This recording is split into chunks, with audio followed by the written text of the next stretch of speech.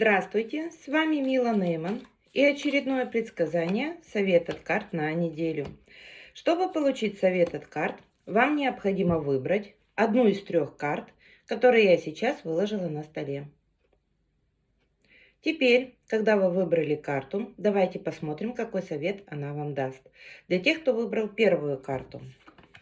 Аркан мудрость. На следующей неделе вы будете достаточно мудры и достаточно сильны, чтобы принимать решения самостоятельно.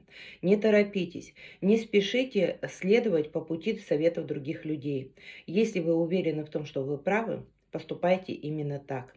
Также на следующей неделе, возможно, не получится провести какое-то мероприятие или встретиться с кем-то. Возможно, обстоятельства заставят вас в большей степени находиться в одиночестве.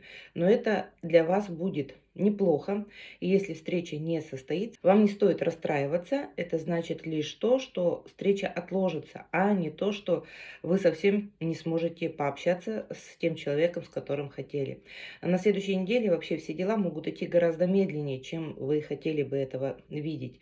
Возможно, придется что-то отложить, возможно, что-то придется подождать, но так или иначе дела будут хоть медленно, но верно приближаться к положительному для вас результату. А на следующей неделе также возможны небольшие проблемы по здоровью, и эти проблемы могут быть связаны, скорее всего, с эмоциональным вашим состоянием. То есть, если вы будете нервничать, возможно, это даст сбой в каком-то органе или какая-то проблема у вас из-за того, что вы эмоционально нестабильны, может проявиться. Для тех, кто выбрал вторую карту. Аркан Звезда. Неделя в целом очень успешная. Вы можете реализовать те проекты, на которые ранее у вас не было времени или не было возможностей. Именно возможности будут проявляться на следующей неделе. Ваша задача не упустить их. Нужно быть более внимательным к тому, что происходит вокруг вас. Возможности могут проявиться в самых неожиданных местах, в самом неожиданном формате. И если вы сможете подстроиться под изменяющиеся обстоятельства и сможете не упустить возможности, то вы сможете добиться очень больших положительных результатов в своей жизни.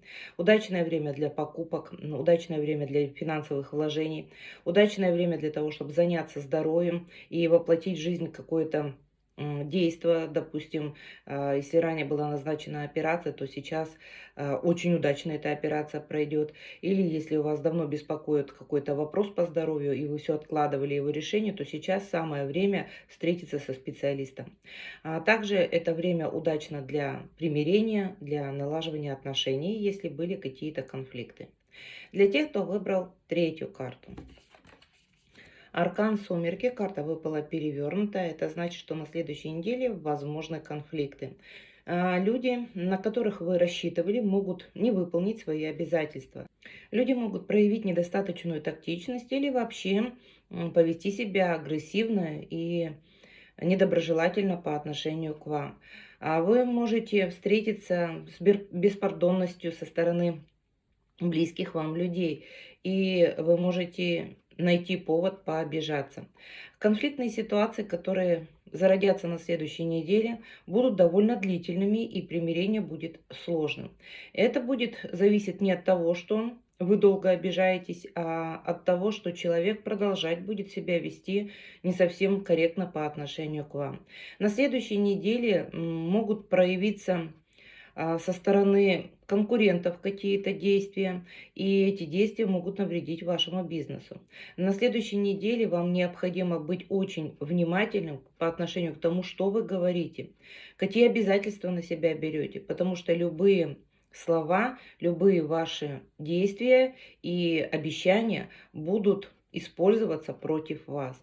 Поэтому не берите на себя больше, чем можете унести, и не доверяйте людям, если вы не уверены в том, что эти люди будут доброжелательны к вам и в будущем. Не давайте окружению информацию, которая в будущем может быть использована против вас.